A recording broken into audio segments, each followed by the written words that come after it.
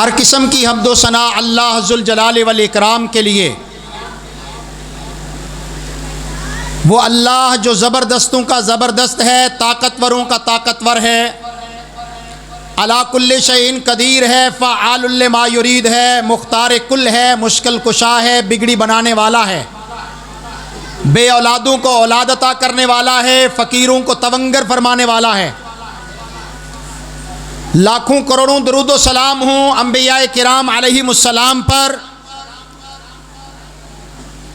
خصوصاً سرور کائنات پر، جنہیں رب کائنات نے رحمت کائنات بنا کر انسانیت کی رشد و ہدایت کے لیے مبعوث فرمایا۔ صاحبوں اور ساتھیوں، اللہ جل جلالہ والاکرام نے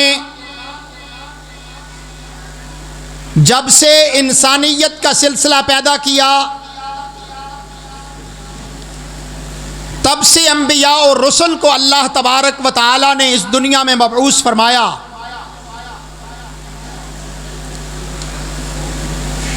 سیدنا آدم علیہ السلام اس کائنات میں سب سے پہلے انسان ہیں جو رشد و ہدایت کا پیغام لے کر آئے۔ ان کی نسل سے اعلیٰ ترین افراد، ایکو تھوڑی سی کم کر دیں بھائی، اعلیٰ ترین افراد جو پاک تھے، مطہر تھے، پوتر تھے، ان کو اللہ نے مختلف ادوار میں، مختلف علاقوں میں گلے سے یہ آواز کھینچ رہا ہے بھائی،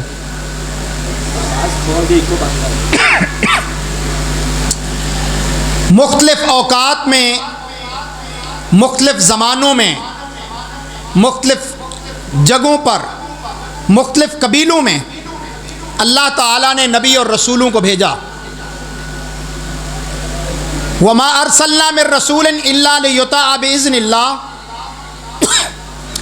رسولوں کا مقصد یہ تھا کہ وہ اللہ کی فرما برداری پر اس کے بندوں کو لگا دیں۔ نبوت اور رسالت کا سلسلہ چلتا رہا یہاں تک کہ اللہ تبارک و تعالی نے کائنات کے امام، رسولوں کے امام، نبیوں کے خطیب جناب محمد الرسول اللہ صلی اللہ علیہ وسلم کو اس کائنات میں جلوہ افروز فرمایا۔ آپ ختم الرسل بن کے آئے، مولا کل بن کے آئے، ہادی السبل بن کے آئے۔ آپ کے آنے سے گمراہیاں ختم ہوئیں، ہدایتوں کو عروج ملا، انسانیت کو سکون ملا۔ اسی لیے رسول کریم صلی اللہ علیہ وسلم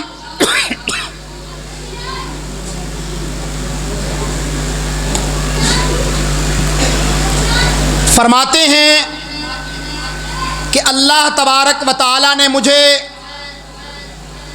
تحفہ بنا کر بھیجا ہے۔ مسجد ریحان کے نمازیوں اور باسیوں،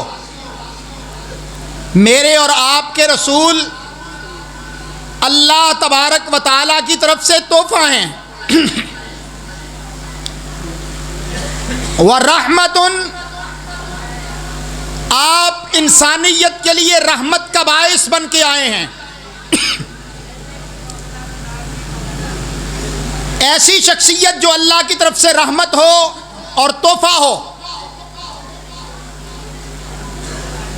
ہمیں اس رحمت اور تحفے کی محبت ہونی چاہیے، اور اس کا ہم نے حق ادا نہیں کیا۔ وہ عربوں میں تشریف لائے، جن لوگوں نے آپ کو دیکھا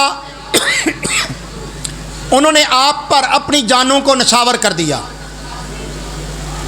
اپنی اولادوں کو، اپنے مال کو، اپنی جان کو اپنے تن من اور دھن کو، اپنے وطن کو، یہاں تک کہ اپنے گھر بار کو بھی انہوں نے خیر بات کہہ دیا، اور آپ کے مشن میں آپ کے ساتھی ہو گئے، آپ کے لیے جانثار ہو گئے، آپ پر قربان ہونا، آپ پر مر مٹنا ان کا سب سے بڑا اعزاز بن گیا۔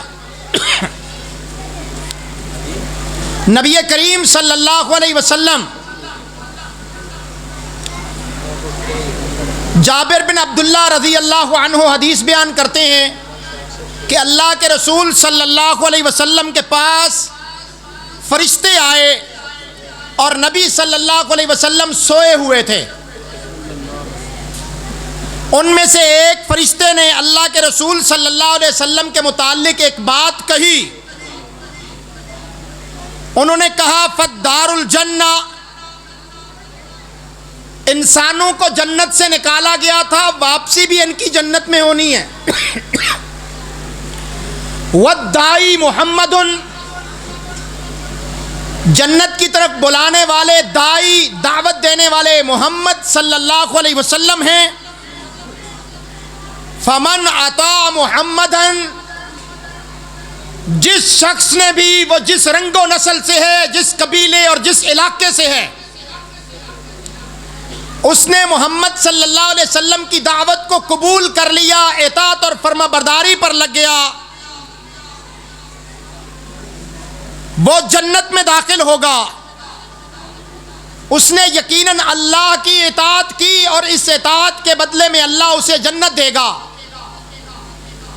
ومن عصا محمدن، اور جس شخص نے محمد صلی اللہ علیہ وسلم کی نافرمانی کر لی، فقد عصى اللہ، اس نے یقیناً اللہ کی نافرمانی کی۔ وَمُحَمَّدٌ فَرْقٌ بَيْنَ النَّاسِ، اور محمد صلی اللہ علیہ وسلم لوگوں کے درمیان میں فرق ہیں، حق اور باطل کے درمیان میں حد فاصل ہیں۔ جس کی زندگی، جس کا طرز عمل، جس کا اٹھنا، جس کا بیٹھنا، جس کی نیند، جس کا جاگنا، جس کا چلنا، جس کا پھرنا، جس کا اوڑھنا، جس کا بچھونا محمد صلی اللہ علیہ وسلم جیسا ہوگا، آپ کے طریقے کے مطابق ہوگا۔ اس نے محمد صلی اللہ علیہ وسلم کو مان لیا، اس نے اللہ کا کہنا مان لیا۔ ایسے لوگوں کے لیے جنت ہوگی جو محمد صلی اللہ علیہ وسلم کو نبی تو مانے، رسول تو مانے، کلمہ تو پڑھے، لیکن نہ آپ کا طریقہ مانے، نہ آپ کا سلیقہ مانے، اسے انکار بھی نہ ہو لیکن اقرار بھی نہ ہو، انکار بھی نہ کرے، جرت نہ ہو، اور اس کے باوجود وہ اس پر عمل بھی نہ کرے، تو اس سے بڑھ کے اور منافقت کیا ہوگی؟ لوگوں، اہل حدیث کی دعوت یہ ہے کہ کائنات میں بڑے بڑے آئے ہیں، بڑے بڑے آئے ہیں، لیکن رب نے محمد صلی اللہ علیہ وسلم سے بڑا نہیں بنایا۔ نعرہ تکبیر، شان مصطفیٰ، مقام مصطفیٰ، عظمت مصطفیٰ، رفعت مصطفیٰ، بلندی مصطفیٰ، حضرت مولانا قاری عبدالقیوم ظہیر صاحب۔ جب محمد صلی اللہ علیہ وسلم سے بڑا کسی کو نہیں بنایا گیا تو پھر آمنہ کے لال کی ذات کے مقابلہ میں اور آپ کی بات کے مقابلہ میں کائنات کے کسی شخص کی بات کو دیکھنا، گوارا کرنا، سننا جائز نہیں ہے، حرام ہے۔ آمنہ کے لال کی بات آ جانے کے بعد، سرور کائنات کی بات آ جانے کے بعد، کسی اور کی بات کو سننا جائز نہیں ہے۔ یہ دعوت اہل حدیث ہے، یہ منہج اہل حدیث ہے، یہ مسلک اہل حدیث ہے۔ اگر محمد صلی اللہ علیہ وسلم کی بات کو بھی سن لیا جائے اور سننے کے بعد اوروں کی بات کو مانا جائے، اوروں کے پیچھے چلا جائے، تو نہ آپ کے کلمہ پڑھنے کا حق ادا ہوتا ہے، نہ محمد کی نبوت کا یہ حق ہے، نہ طرز عمل ہے۔ حضرات، محمد الرسول اللہ صلی اللہ علیہ وسلم ہمارے دل، ہماری جان کا حصہ ہے۔ محمد سے محبت تو ایمان کا حصہ ہے۔ بے شک تیرا جو دشمن ہے بے نام و نشان رہے گا، بے شک تیرا جو دشمن ہے بے نام و نشان ہوگا۔ یہ ارشاد باری ہے، قرآن کا حصہ ہے۔ حضرات، محمد صلی اللہ علیہ وسلم کائنات کی اعلیٰ ترین ہستی ہیں، جن کی نبوت اور رسالت پر ایمان لانے کے لیے سابقہ انبیاء بھی بے قرار تھے۔ قرآن مجید میں اللہ تبارک و تعالیٰ نے تمام انبیاء کرام سے عہد و پیمان لیا کہ میرا رسول آ جائے، میں تمہیں نبوت اور رسالت دی ہو، اس دوران میں آنے والا آ جائے، تم کس کی بات مانو گے؟ لَتُؤْمِنُنَّ بِهِ وَلَتَنْصُرُنَّ، تم محمد صلی اللہ علیہ وسلم پہ ایمان بھی لاؤ گے اور آپ کی تائید و نصرت بھی کرو گے۔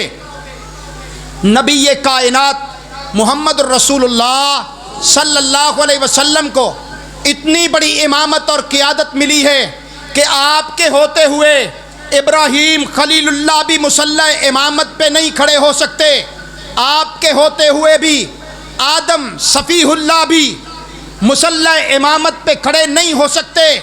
کائنات میں کس مولوی کی، کس پیر کی، کس امام کی، کس ولی کی، کس فقیہ کی کوئی حیثیت ہے کہ محمد صلی اللہ علیہ وسلم کے ہوتے ہوئے وہ اپنا فتویٰ دے، اپنی بات کرے؟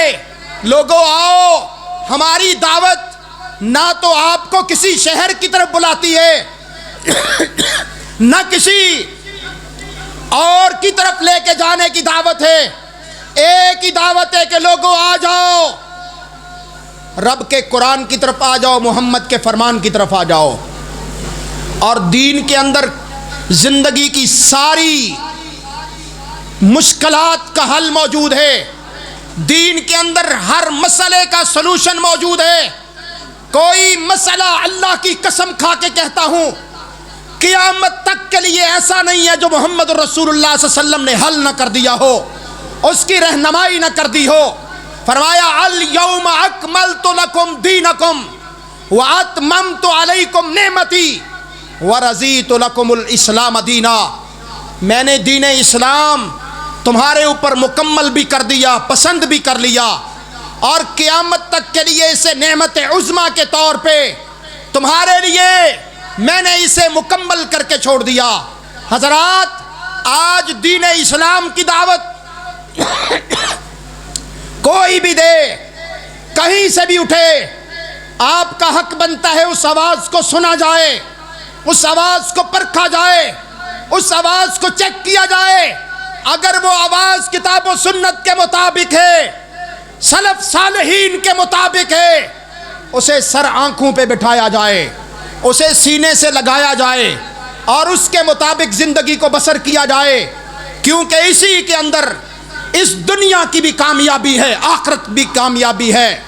من یطع الرسول فقد اطاع اللہ، جس نے رسول صلی اللہ علیہ وسلم کی فرما برداری کر لی، یقیناً وہ اللہ کی فرما برداری کرنے والا ہے، یقیناً وہی کامیاب ہونے والا ہے۔ حضرات،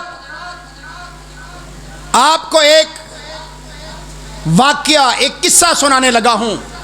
صحیح البخاری جو کتاب قرآن مجید کے بعد امت مسلمہ کی صحیح ترین کتاب ہے، اس کے اندر 1155 نمبر یہ حدیث ہے۔ حیثم بن ابی سنان کہتے ہیں، میں نے ابو ہریرہ رضی اللہ تعالی عنہ سے یہ واقعہ، یہ قصہ سنا۔ ابو ہریرہ رضی اللہ عنہ یہ قصہ بیان کر رہے تھے، وَهُوَ يَذْكُرُ، اور وہ بات کرتے کرتے یہاں تک پہنچے کہ رسول اللہ صلی اللہ علیہ وسلم فرماتے ہیں، اَنَّا أَخَلَّكُمْ لا یقول الرفث، تمہارا یہ بھائی اس نے کبھی کوئی فضول بات نہیں کی ہے۔ یہ ایک شاعر کی بات ہے۔ میرے بھائی ابھی آپ کے سامنے نقابت کر رہے تھے، قدوسی صاحب حافظہ اللہ تعالی، اللہ ان کے علم میں، عمل میں، زہد میں برکت عطا فرمائے، اور میرے بعد میرے مسلک کی تلوار، شمشیر اسلام عبداللہ نثار صاحب بقیت السلف ہیں، تشریف فرما ہیں، اور ان کا خطاب عام بھی آپ نے سننا ہے۔ حضرات، اللہ کے رسول صلی اللہ علیہ وسلم اپنی ایک شاعر کی آپ بیتی، اس کے شعر آپ جو ہے وہ سنانے لگے. کیا کمال ہوگا اس شاعر کا کہ جس نے یہ کلام کہا. اور اللہ کے رسول صلی اللہ علیہ وسلم نے ان اشعار کو اپنی زبان مبارک سے بیان فرمایا. حضرات، اللہ کے رسول صلی اللہ علیہ وسلم نے فرمایا ان اخلکم ولا یقول الرفث، تمہارا یہ بھائی کبھی فضول گوئی، یاوا گوئی، شعر کلام میں نہیں کرتا. یعنی بذالک عبداللہ ابن رواح، مقصد اللہ کے رسول صلی اللہ علیہ وسلم کا جس کو تمہارا بھائی کہا گیا، فرمایا یہ عبداللہ بن رواحہ ہے رضی اللہ تعالی عنہ، یہ شاعر رسول ہے. آپ نے حسان بن ثابت کا نام سنا ہے، وہ بھی نبی کائنات کی بارگاہ میں نعت گوئی کرتا تھا. آج نعت کو لوگوں نے مذاق بنا لیا ہوا ہے. آج نعت کے نام پہ غلو کیا جاتا ہے. آج نعت کے نام پہ عقائد کو بگاڑا جاتا ہے. آج نعت کے نام پہ بڑے بڑے پیسے جو ہے وہ ان کو کھینچے جاتے ہیں، لیکن نہ عمل ہوتا ہے نہ عقیدہ ہوتا ہے. لوگوں، میرا اہل حدیث کا عقیدہ سنو. میرے نزدیک نبی کی نعت کہنا عبادت ہے. نبی کی نعت کہنا عبادت ہے. اللہ کے رسول صلی اللہ علیہ وسلم نے حسان کو کہا تھا، حسان تو میری نعت کہے اور جبرائیل تیری مدد کرے گا. اللہ اکبر کبیرہ.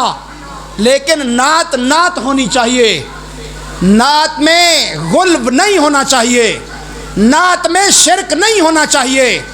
حضرات، اللہ کے رسول صلی اللہ علیہ وسلم نے عبداللہ بن رواحہ کی اس بات کو جو انہوں نے عربی میں شعر کہے ان کو نقل کیا. فرماتے ہیں عبداللہ بن رواحہ، وفینا رسول اللہ یتلو کتابہ، وفینا رسول اللہ یتلو کتابہ اذن شک معروف من الفجر ساطع اران الہدا بعد العما قلوبنا، اران الہدا بعد العما قلوبنا بہی موقنات ان ما قال واقع یبیت یجافی جنبہ عن فراشہ اذا استقلت بالمشرکین مفاجع. اس کا ترجمہ یوں ہے، حسان بن ثابت عبداللہ بن رواحہ رضی اللہ عنہ نے کہا ہم میں اللہ کے رسول صلی اللہ علیہ وسلم موجود ہیں جو ہمیں اللہ کے کلام کی تلاوت سناتے ہیں. وفینا رسول اللہ یتلو کتابہ، ہم میں اللہ کے رسول صلی اللہ علیہ وسلم ہیں جو ہمیں اللہ کی کتاب کی تلاوت سناتے ہیں. اذن شک المعروف من الفجر ساطع، جب صبح کے وقت بلند ہونے والی پو پھوٹتی ہے. ان قرآن الفجر کان مشہودا، سورۃ بنی اسرائیل میں اللہ نے اس کا ذکر کیا. اللہ کے نبی صلی اللہ علیہ وسلم صبح کی نماز میں، فجر کی نماز میں 100 سے 200 آیات تلاوت کیا کرتے تھے. صحابی کہتا ہے کہ اللہ کے رسول صلی اللہ علیہ وسلم ہمیں پو پھوٹنے کے وقت، صبح کے وقت قرآن مجید کی تلاوت کیا سنایا کرتے تھے. اور پھر فرماتے ہیں اران الہدا بعد العما قلوبنا، اللہ کے رسول صلی اللہ علیہ وسلم نے ہمیں اس وقت ہدایت دکھائی، ہدایت کا راستہ دکھایا جب ہمارے دل اندھے ہو چکے تھے. لوگوں، آج بھی دلوں کو آنکھیں دینی ہے تو یا رب کے قرآن کی طرف آنا ہوگا، محمد کے فرمان کی طرف آنا ہوگا. فرمایا بہی موقنات ان ما قال واقع، ہمارے دل نے یہ گواہی دے دی، یہ ہمارا ایمان ہے کہ محمد صلی اللہ علیہ وسلم نے جو بات بھی کہی وہ سچ کہی. دنیا ادھر سے ادھر ہو سکتی ہے لیکن محمد صلی اللہ علیہ وسلم کی بات کہی ہوئی نہیں ٹل سکتی. انہو واقع، محمد صلی اللہ علیہ وسلم کی بات واقع میں سچ ہوا کرتی ہے. تم اس صادق الامین پیغمبر کے امتی ہو جس کی کوئی بات بھی جھوٹی نہیں ہو سکتی. غلط نہیں ہو سکتی، پھر ایسے پیغمبر کی بات کو چھوڑ کے تم کدھر جاتے ہو؟ فرمایا یبیت یجافی جنبہ عن فراشہ، محمد صلی اللہ علیہ وسلم رات کو ان کا پہلو بستر سے الگ رہتا ہے۔ نبی کائنات کا پہلو مبارک رات کو بستر سے الگ رہتا ہے۔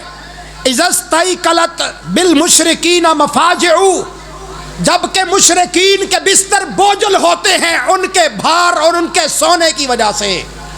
مشرکین راتوں کو سوئے رہتے ہیں بستر پر، نبی کائنات رات کو اٹھ کے رب کو راضی کر رہے ہوتے ہیں۔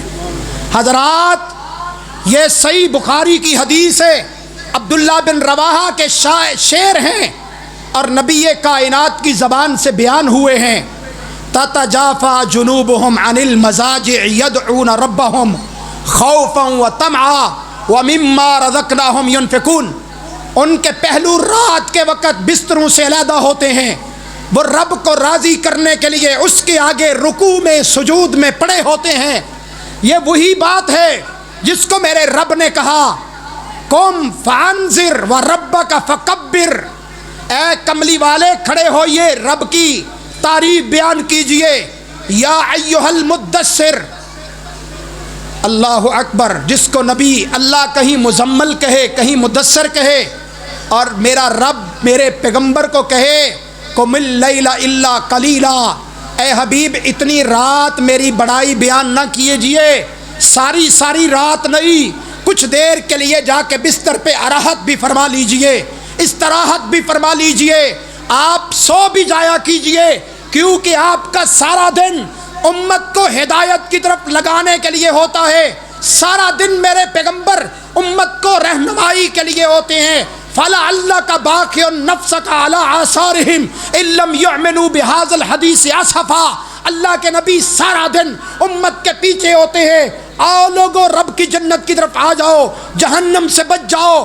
صحیح مسلم کی حدیث ہے، فرمایا تم جہنم کے گڑھے کے کنارے کے اوپر کھڑے تھے، تم جہنم کے گڑھے کے کنارے کے اوپر کھڑے تھے، میں محمد صلی اللہ علیہ وسلم آیا تمہارے پاس، میں نے تمہیں تمہاری گدیوں سے تمہاری کمروں سے پکڑ کے تمہیں کھینچتا ہوں اور تمہیں رب کی جنت کی طرف لے کے جاتا ہوں۔ لوگو آج دعوت اہل حدیث محمد رسول اللہ صلی اللہ علیہ وسلم کی دعوت ہے، سلف صالحین کی دعوت ہے، صحابہ کرام کی دعوت ہے۔ منہج اہل حدیث میں ہم نے کسی قسم کی ڈنڈی نہیں ماری، ہم نے کسی چیز کی ملاوٹ نہیں کی، کسی چیز کو چھپایا نہیں ہے، کسی چیز کا اضافہ نہیں کیا۔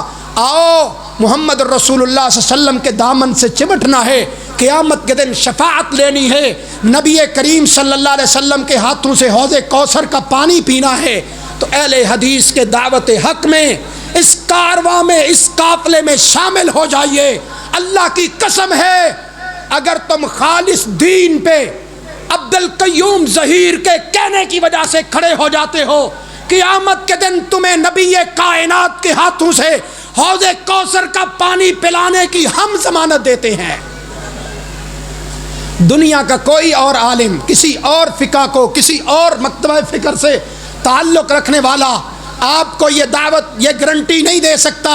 یہ اہل حدیث کا ترہ امتیاز ہے جو کہتے ہیں لوگوں 1400 سال کا عرصہ گزر گیا، نہ ہم نے محبوب بدلا ہے، نہ ہم نے محبوب کی دعوت کو بدلا کیا ہے، ہم آج بھی اسی صافی چشمے سے جس سے ابو بکر نے پانی پی کے صدیق بن گیا تھا، ہم اسی پانی کی طرف دعوت دیتے ہیں جس سے فاروق نے اپنے قلب کو مطہر کر کے فاروق بن گیا تھا، ہم اسی منہج کی دعوت دیتے ہیں جس سے عثمان نے پانی پی کے غنی بن گیا تھا، ہم اسی پانی سے جو اسلام کی ایک آبشار سے نکل رہا ہے جو آسمان سے نازل ہوا ہے، بما نزل علی محمد هو الحق من ربهم، اسی چشمہ صافی سے دعوت دیتے ہیں جس سے علی نے پانی پی کے حیدر کرار بن گیا تھا۔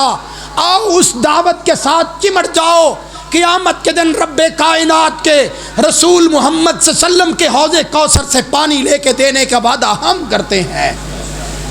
لوگوں آخری بات، میرے بعد بڑے علماء کرام ان کے خطابات ہونے والے ہیں۔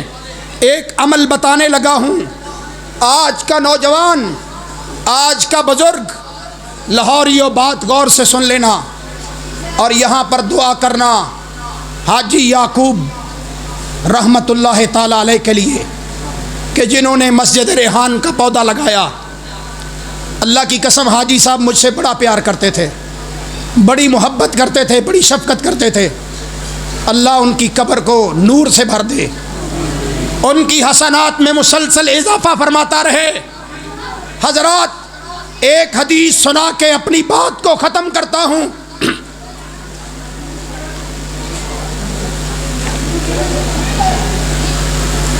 ایک بات کو سنا کے اپنی بات کو ختم کر دیتا ہوں۔ آج کا نوجوان رات کو جاگتا ہے اپنے موبائل پر، ٹی وی پر، ساری رات لاہوری جاگتا رہتا ہے، فجر ہونے لگتی ہے تو سو جاتا ہے۔ او بھائیو، صحابہ رات کو جاگتے تھے رب کو راضی کرنے کے لیے۔ آج کا نوجوان جاگتا ہے ٹک ٹاک دیکھنے کے لیے، فیس بک دیکھنے کے لیے، واٹس ایپ دیکھنے کے لیے، ٹویٹر دیکھنے کے لیے۔ اللہ کے لیے واپس پلٹ آؤ، اللہ کے لیے واپس پلٹ آؤ۔ عبادہ بن صامت رضی اللہ تعالیٰ عنہ اس حدیث کے راوی ہیں۔ نبی کریم صلی اللہ علیہ وسلم نے فرمایا، من تعار من اللیل، جس شخص کی رات کو آنکھ کھلی، اور یہاں پر مسئلہ بیان کر دیتا ہوں، رات کو عشاء کی نماز کے بعد روٹین کے ساتھ جاگنا، دیر تک جاگتے رہنا، یہ سنت کے خلاف ہے۔ اللہ کے نبی صلی اللہ علیہ وسلم نے رات عشاء کے بعد گفتگو کرنے سے بھی منع فرمایا ہے۔ عشاء کی نماز پڑھو، سو۔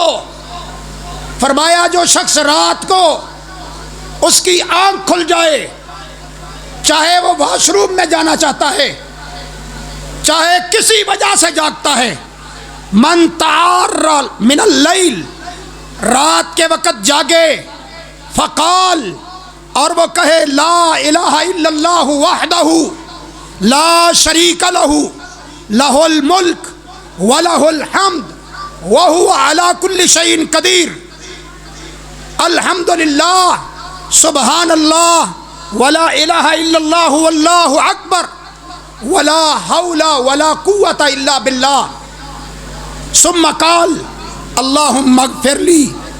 فرمایا جو بھی شخص رات کو اٹھے، اس کی آنکھ کھلے، وہ اس وقت کیا دعا مانگے؟ آپ بھی یہ دعا میرے ساتھ پڑھ لیجئے۔ فرمایا وہ کہے لا الہ الا اللہ وحدہ لا شریک لہ لہ الملک ولہ الحمد وہو علی کل شیء قدیر، الحمدللہ، سبحان اللہ، ولا الہ الا اللہ واللہ اکبر، ولا حول ولا قوۃ الا باللہ۔ کوئی مشکل الفاظ تو نہیں ہیں، سارے دوستوں کو آتے ہیں۔ یہ فرمایا یہ الفاظ رات کو پڑھ لے، اس کے بعد کہے اللہم اغفر لی، اے اللہ مجھے معاف کر دے، اے اللہ مجھے معاف کر دے۔ اللہ کے نبی صلی اللہ علیہ وسلم نے فرمایا وہ جو بھی دعا کرے اللہ اس کی دعا کو قبول کرے گا، جو بھی دعا کرے اللہ اس کی دعا کو قبول کرے گا۔ آج لاہوری کہتے ہیں ہماری دعا نہیں قبول ہوتی، ہماری دعا نہیں سنی جاتی، اسی لیے بھاگتے ہیں مختلف درگاہوں کی طرف، مختلف درباروں کی طرف۔ آؤ تمہیں تمہاری دعا کی قبولیت کا نسخہ بتایا ہے۔ رات کو اٹھو، لوگ سوئے ہوں اور تم یہ دعا پڑھ لو اور پھر رب سے مانگو۔ پیغمبر نے گارنٹی دی ہے کہ اللہ تمہاری دعا کو قبول کرے گا۔ فرمایا فَإِن تَوَضَّعَ وَصَلَّى قُبِلَتْ صَلَاتُهُ، اگر وہ بندہ اور نصیبے والا مقدر والا ہے، پھر وہ وضو کر لیتا ہے اور اس میں چاہے 2 رکعت نماز پڑھ لیتا ہے، صرف 2 رکعت، فرمایا قُبِلَتْ صَلَاتُهُ، اللہ کے نبی نے یہ گارنٹی دے دی کہ اللہ اس کی نماز کو بھی قبول کر لیتا ہے۔ دعا مانگے گا دعا بھی قبول ہوگی، نماز مانگے نماز پڑھے گا نماز بھی قبول ہوگی۔ آؤ بھائیو، آج کے اس عظیم الشان جلسہ عام سے یہ وعدہ لینا چاہتا ہوں، آج کے بعد رات کو جب بھی جاگو گے، جب بھی آنکھ کھلے گی، کیا یہ سنت زندہ کرو گے؟ ادھر سے لوگوں نے ہاتھ نہیں اٹھایا. ہاں جی، یہ سنت زندہ کرو گے؟ اگر آپ نے یہ سنت زندہ کی تو انشاءاللہ آپ کو بھی اللہ تعالیٰ اس سنت کی وجہ سے قیامت کے دن نبی کریم صلی اللہ علیہ وسلم کا قرب نصیب فرمائے گا. اور مجھے بھی دعا کریے گا قیامت کے دن اللہ نبی کریم صلی اللہ علیہ وسلم کا قرب عطا فرمائے.